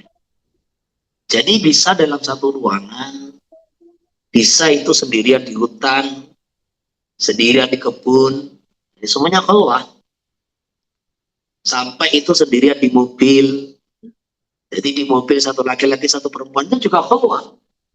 Haram kalau tidak ada didampingi mahram, zauj, atau minimal beberapa wanita lah. Kalau zaman sekarang itu jangan cuma satu dua orang, itu beberapa wanita yang disegani oleh laki-laki itu. Karena berapa banyak juga itu di mobil itu, kelihatannya itu ya di mobil itu ya kumpul orang banyak, tapi di dalam mobil itu maksiat juga sering terjadi ketika orang berduaan di mobil.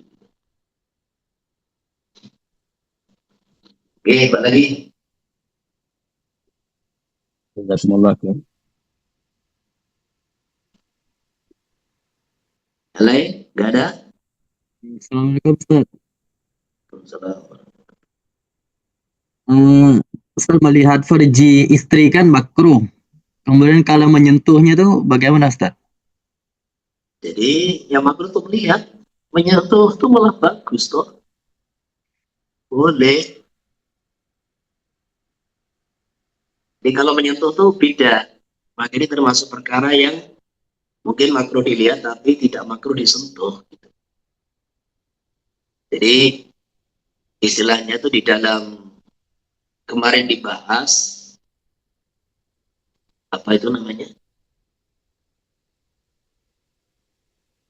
Sebelum orang itu kumpul bersama istri itu disunahkan untuk berjumbu dulu. Nah ini bagi laki-laki ini satu ilmu yang penting.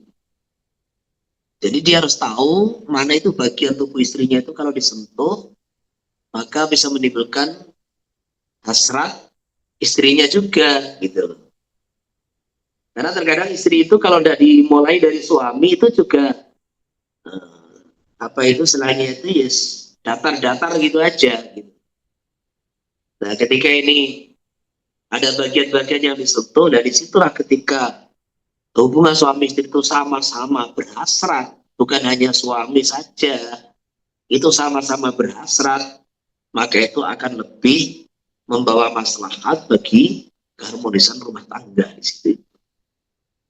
Itu istilahnya laki-laki juga mempelajari lah. Itu bagian-bagian apa yang kalau disentuh itu bisa membagikan itu hasrat istrinya. Jadi kalau disentuh tuh nggak makruh. Apa lagi?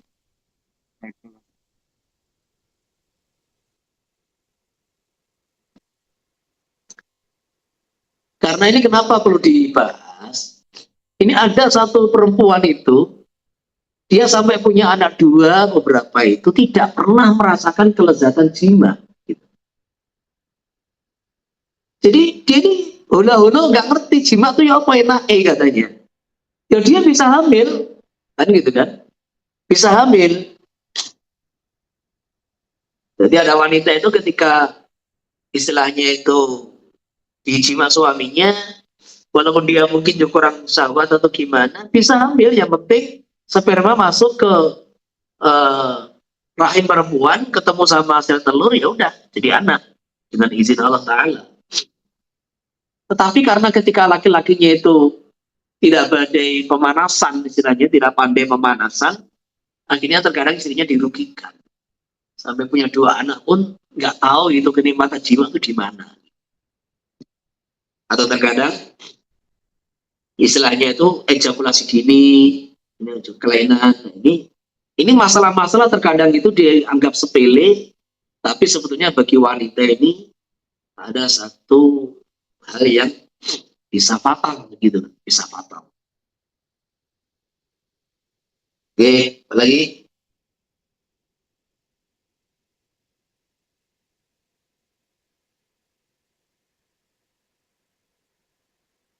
Kalau nggak ada, lanjut baca lagi. Wa ta'aru mudaja'atu rajulaini aw imra'ataini 'ariyaini fi thawbin wahidin wa illam yatamassa.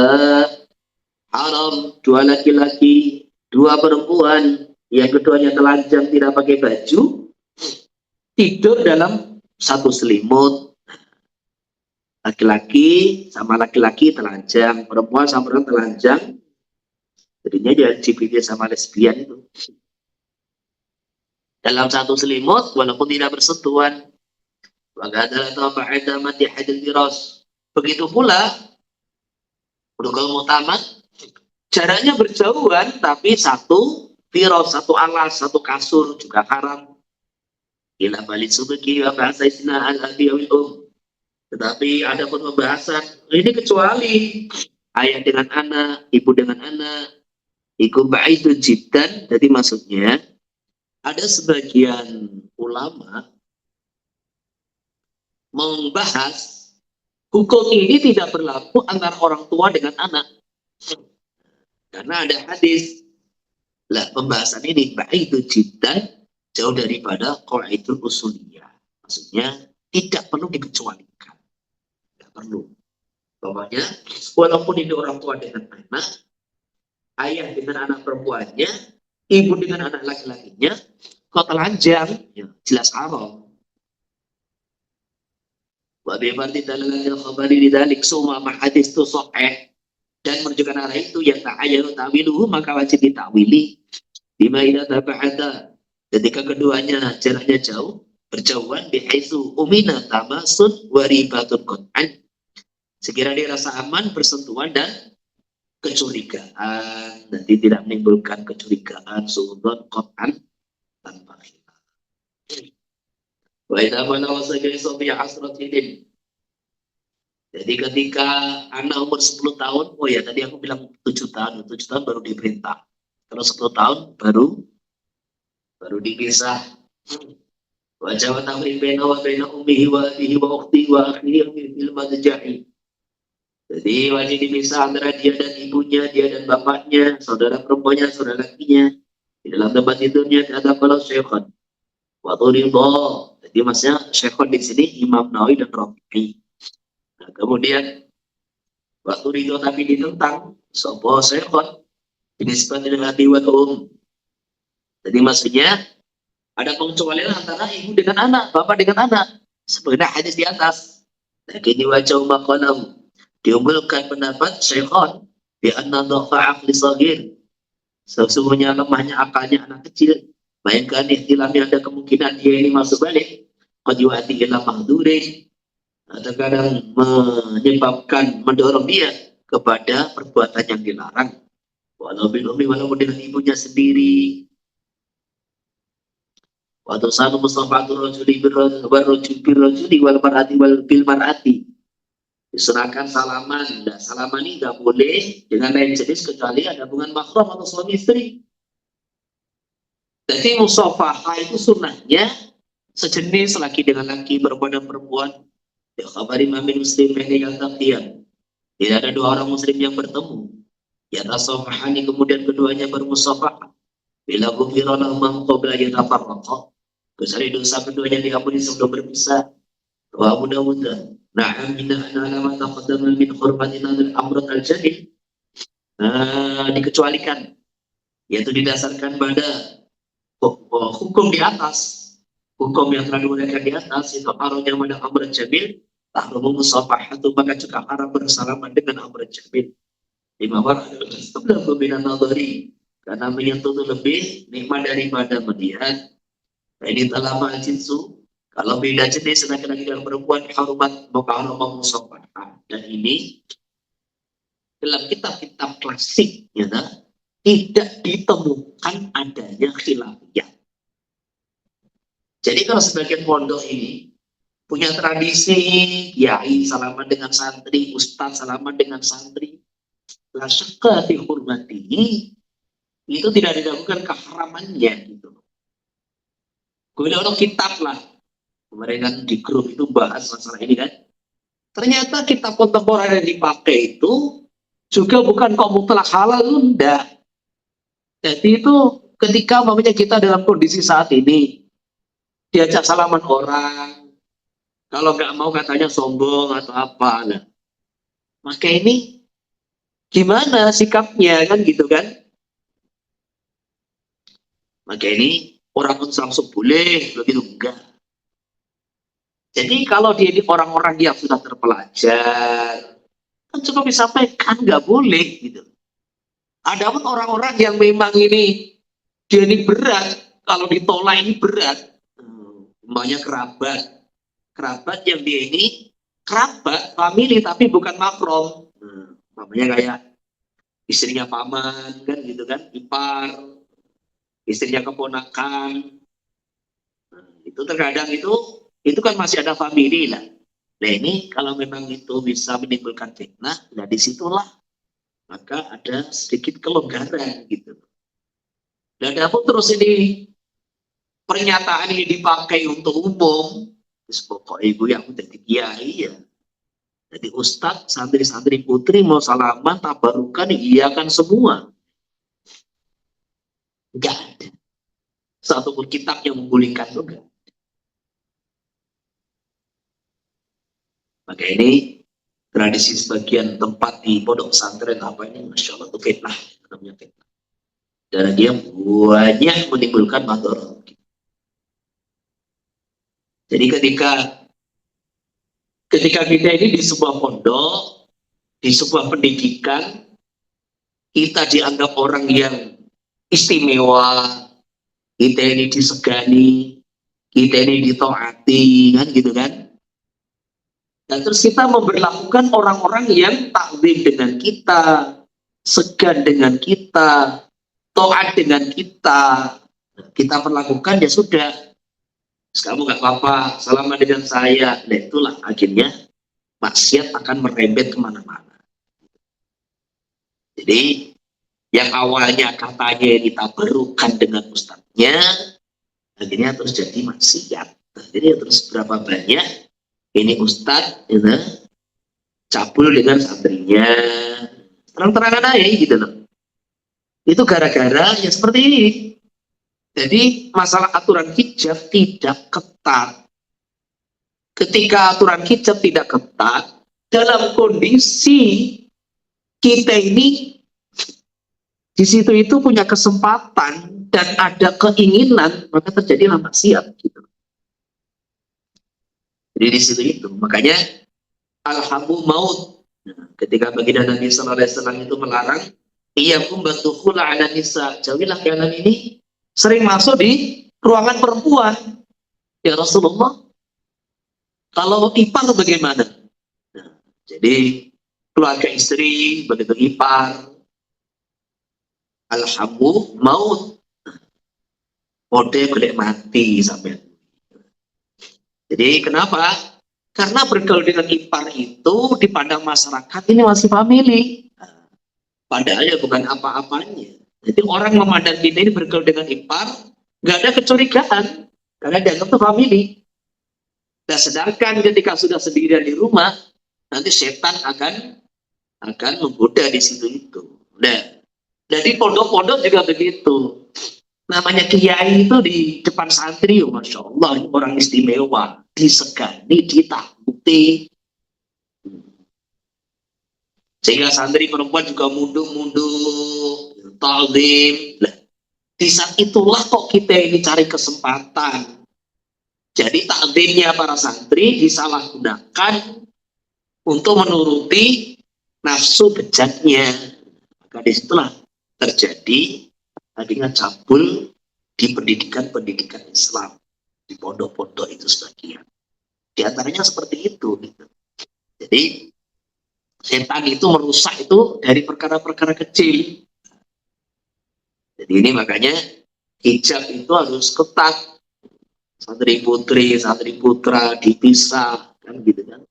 Tidak boleh satu kelas. Itu di pondok tuh masih banyak itu. Padahal sudah ngaji Sulamut Taufik, haram. Nah, santri putra, santri putri dalam satu kelas itu haram. Tapi faktanya ya masih banyak. Mereka ini terkadang di madrasah ini campur laki-laki perempuan.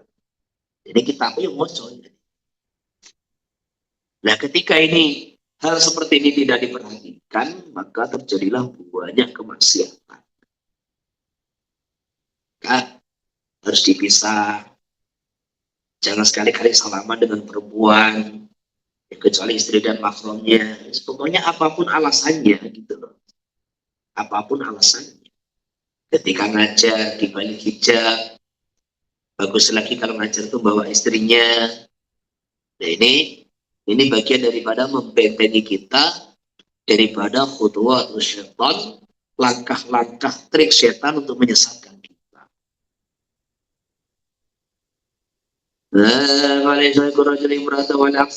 Tidak boleh laki-laki bersalaman dengan perempuan dan sebaliknya.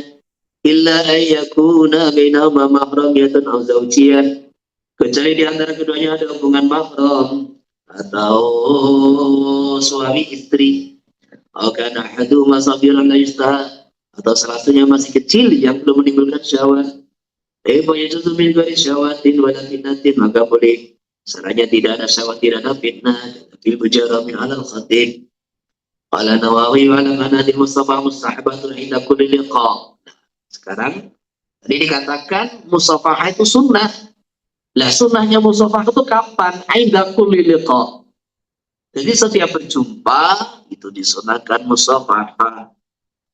Wa ma idza tahu annasu min al-musafahah pada salat subhi wal asri. Adapun kebiasaan tradisi di masyarakat, mereka bersalaman usai salat subuh dan asar pada asr lahu bi syar'i. Ini tidak ada dalilnya mengkhususkan salaman selepas sholat subuh dan asar. Ada jangan ada cara seperti itu. Walakin basabihi, tetapi sore mengatakan tidak haram. Jadi musafahah itu sunnah. Kapan sunnahnya? Inda kulli liqa. Inda kulli liqa. Nah, adapun mengenai tradisi di sebagian masyarakat, mereka mengkhususkan salaman di dua waktu tersebut. Ya, ini tidak ada dalilnya, taksis itu nggak ada dalilnya, tapi juga nggak haram. Karena asal musafahah itu sunnatun, karena asli musafahah adalah sunnah. Wa kanu muhammadu alaihi ibadil ahwal, adanya masyarakat menjaga tradisi musafahah di sebagian waktu. Wa farratu biha fi aksariha, bahkan berlebihan biha dalam musafahah fi aksari, dalam kebanyakan waktu. Iku la yukhriju dalikal baqtu an qawli binal musafahah allati warada syar'u bi asriha. Jadi mereka ini menjaga pada subuh, pada asar, sebagian daerah. Jadi ini adanya tuh malah tiap pada sholat, kan gitu kan. Itu tidak mengeluarkan dzalikal baqtu, sebagian tata cara tadi, an kauni dari abradan baqtu, termasuk musafahah yang diperintahkan oleh syariat. Jadi makanya musafahah pada sholat juga apa-apa. Apalagi kalau tadi ketika datang ke tempat sholat itu belum bersalaman. Ya. Jadi ketemunya itu di soft. Ketemunya di soft. Maka ini termasuk indah liqa. Gitu. Pada Qurain Abidin ada yang sabut sofatil kami bil kami wa wajib bil wajib. Ibnu Hazim menjelaskan tata cara musafakah yang baik itu bagaimana? Telapak tangan bertemu telapak tangan. Kemudian mukanya berhadapan. Ba'afdul asabi ala sabi musafahatin. Kalau hanya memegang jari, itu bukan musafahah. Jadi kalau sekedar bertemu jari-jarinya, pegang jari-jarinya, itu bukan musafahah. Maka apa sunatnya antakuna fikir tayadehi bigari haidin. Sunnahnya salaman dengan kedua tangannya tanpa hail min saubin al-ghairihi. Wa yakhudal ibham dan dipegang ibu jarinya. Ina bi'ilqan. Karena dalam ibham ada satu urat. Yubitul mahabbah yang menimbulkan rasa cinta. Dalam masal kuwaitiyah. Jadi gini loh. Jadi selepas begini, salaman kan begini kan. Maka jari-jarinya dipegang begini. Nah, kita saling pegang jari jempol ini. Selepas bersalaman begini, maka dipegang ibu jarinya. Kan gitu kan? Nah itu, maka saling memegang ibu jari itu akan menimbulkan mahabbah.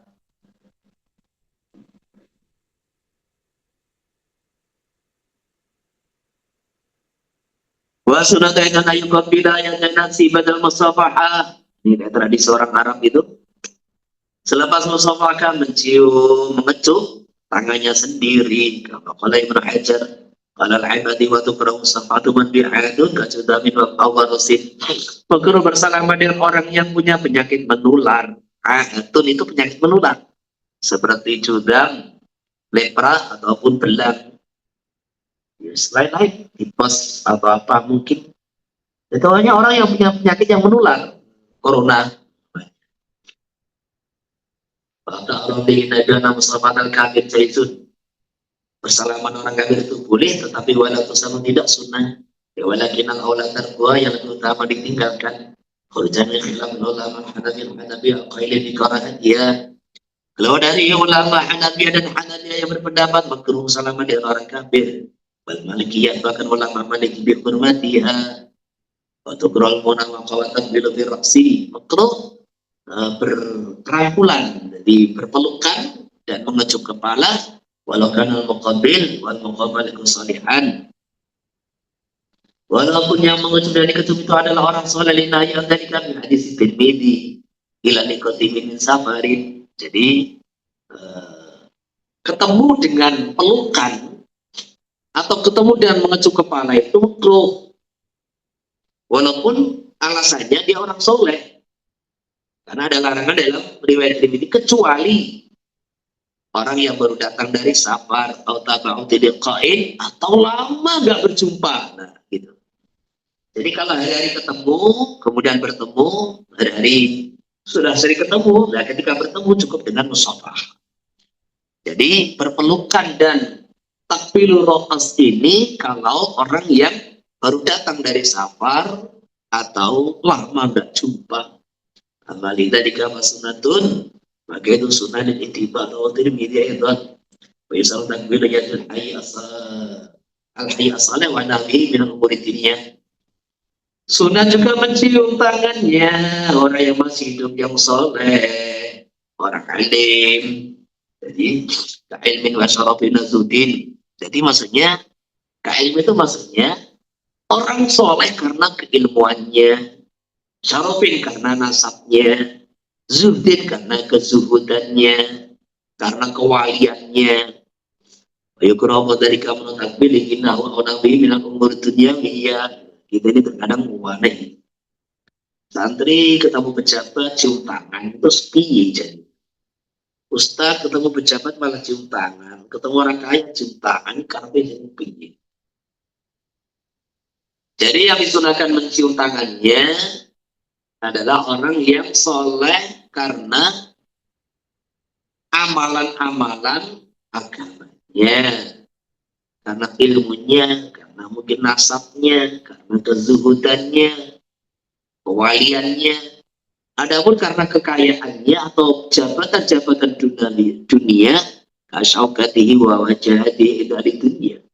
Dia punya kekuatan, punya power, punya kedudukan menurut ahli dunia, maka itu makruh. Khabari man tawadu alaihi yudhina zafatul ini. Barang siapa merendahkan diri kepada orang kaya karena kekayaannya, maka hilang 2/3 agamanya.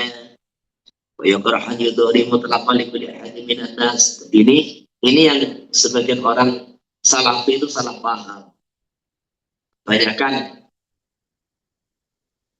Jadi nggak boleh itu mencium tangan dengan membungkukkan badan. Yang nggak boleh itu penghormatan dengan cara membungkukkan badan, itu dilarang. Jadi menghormati orang dengan cara hanya membungkukkan badan, nah itu dilarang karena itu tasyabuh dengan orang-orang kafir. Adapun kita ini menghormati orang soleh dengan mencium tangannya. Nah di dalam mencium itu akhirnya membungkukkan badan, maka penghormatan bukan dengan cara membungkuk, itu bukan penghormatan dengan cara mencium tangannya. Nah membungkuk ini wasilah, gitu loh. Kan ada hadis sahih itu kan, hadis sahih bahwa seorang sahabat mencium kedua tangan Nabi dan mencium kaki Nabi. Kalau Anda menjawab, loh itu sahabat tuh mencium tangan, tangannya diangkat, bukan membungkuk. Nah, ini orang Salafi begitu. Itu tangannya diangkat, coba. Lah kalau mencium kaki, masa kaki Nabi diangkat? Kan gitu kan. Jadi makanya harus membedakan mana ini maksud, mana itu wasilah. Jadi yang tidak boleh itu adalah menghormati orang lain dengan cara membungkuk, itu tradisi orang kafir. Nah kita orang Islam disunatkan, dianjurkan untuk mukhalafah dengan orang musyrik, orang kafir, kan gitu kan. Nah adapun tujuannya itu takbilul yad, takbilul rijal, nah kemudian hajjul dhuhri sebagai wasilah, itu enggak masalah. Itu enggak ada masalah. Itu kurang lebihnya. Mudah-mudahan Allah Subhanahu wa taala kasih pemahaman kepada kita semua, kasih barokah, kasih kabul, sehingga bisa kepada orang lain. Cukup ya? Amin. Ada yang tanya nih?